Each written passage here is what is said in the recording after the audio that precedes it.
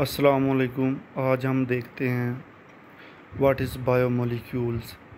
ये इंतहाई important topic है पीपीएससी लेक्चर केमिस्ट्री के हवाले से। इसमें से लास्ट टाइम 8 to 10 एमसीक्यूज़ आए थे।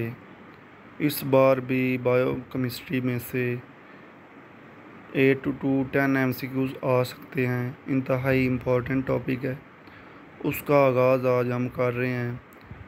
इसमें हम बेसिक जो कॉन्सेप्ट है वो देखते हैं और इंट्रोडक्शन करते हैं व्हाट इज़ बायोमोलिक्यूल्स। और इसमें हम देखेंगे आज सिर्फ़ और सिर्फ अमाइनो एसिड्स के हवाले से। उससे पहले हम ये देखते हैं कि हमारे पास 4 तरह के बायोमोलिक्यूल्स हैं। हमारी बॉडी में प्रोटीन्स हैं, carbohydrates, lipids and nucleic acids. इनको हम वन बाय वन एक पूरी वीडियोस बनाएंगे इन पर और एक एक को डिस्कस करेंगे। आज हम बेसिक जो प्रोटीन का स्ट्रक्चर है वो किस तरह बनता है, किस से मिलकर बनता है, उसको देखते हैं आज।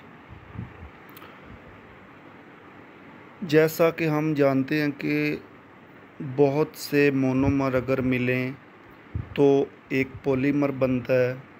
और पॉलीमर जो होता है, जो हमारे पास प्रोटीन मौजूद हैं वो पॉलीमर की शक्ल में मौजूद हैं।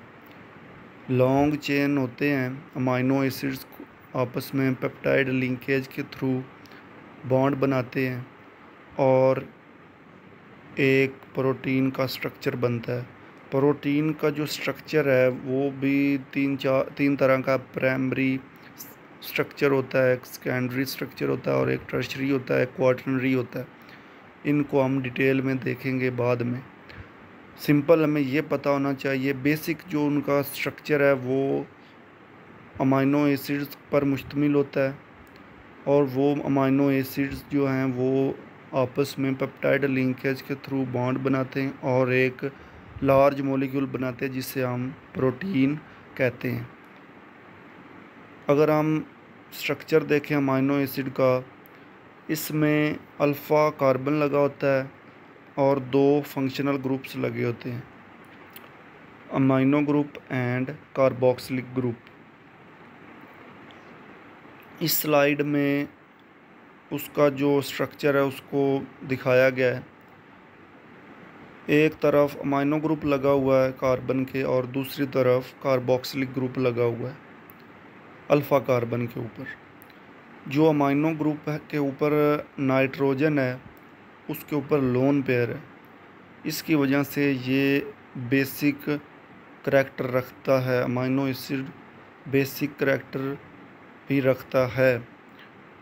अगर हम उसकी बेसिक डेफिनेशन देखें जो एसिड्स एंड बेस की है, बेस की जो बेसिक डेफिनेशन है वो जो डोनेट कर दे लोन पेयर को इजीली, वो एक बेस है, अच्छा बेस है। और जो अगर जिसकी टेंडेंसी मतलब कि कम हो वो वीक बेस है।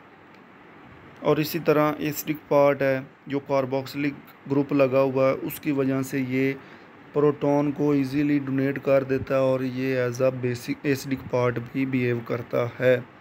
इसलिए हम अमाइनो एसिड्स को एम्फोटेरिक नेचर का कहते हैं।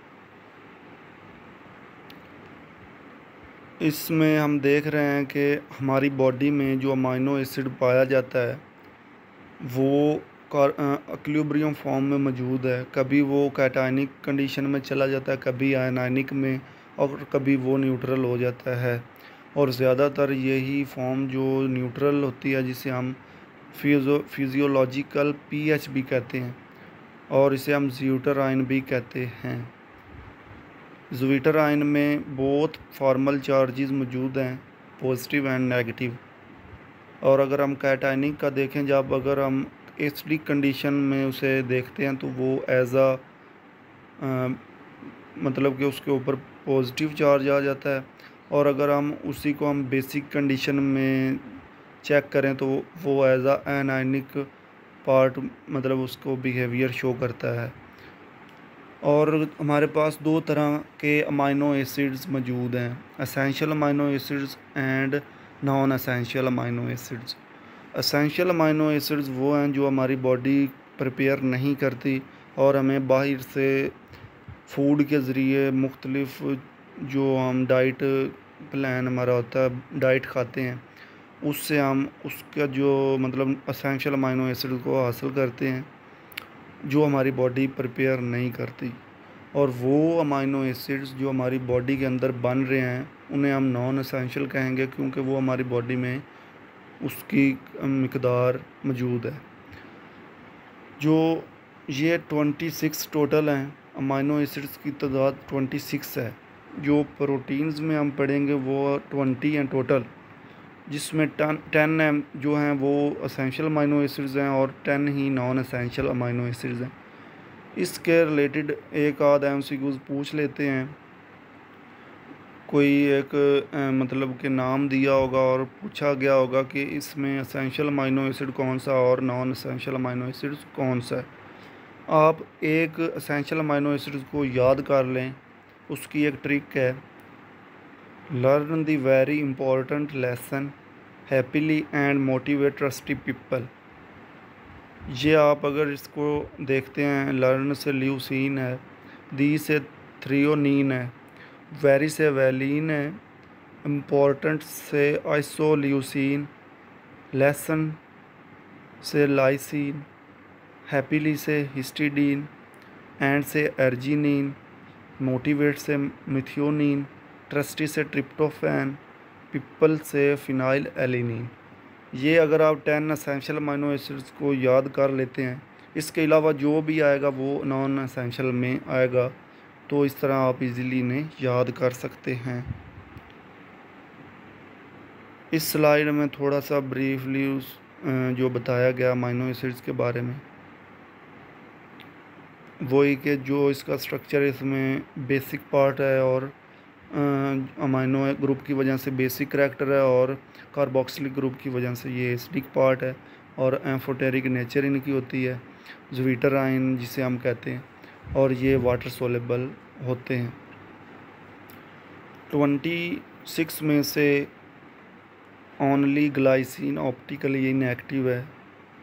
ऑप्टिकल एक्टिव वो होते हैं जो प्लेन पोलराइज्ड लाइट को लेफ़्ट या राइट की तरफ उस क्लॉकवाइज और एंटी क्लॉकवाइज टर्न कर दें। ये हमने पढ़ा हुआ है दूसरे में स्टीरियो केमिस्ट्री में, और यही एनांशोमर होते हैं और इन्हें हम RS कन्फिग्रेशन के थ्रू ज़ाहिर करते हैं। और ये जो 26 में से ओनली ग्लाइसिन जो है वो ऑप्टिकली इनएक्टिव है, वो प्लेन पोलराइज लाइट को इफ़ेक्ट नहीं करता।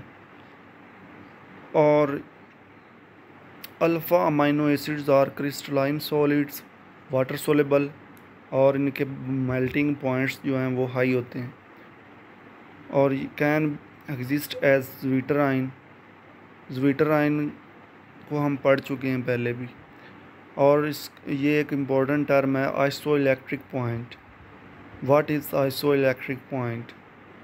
pH value at which amino acids exist as a neutral zwitterion and has minimum solubility। Essential and non essential के बारे में हम पढ़ चुके हैं। और ये पेप्टाइड लिंकेज क्या होता है? कंडेंसेशन होती है NH2 एंड COOH के दरमियान। और ये इनके बारे में थोड़ा सा बताया हुआ है कि ये कलरलेस होते हैं, क्रिस्टलाइन सॉलिड्स होते हैं, वाटर सोलेबल होते हैं and behave like salt. Thanks.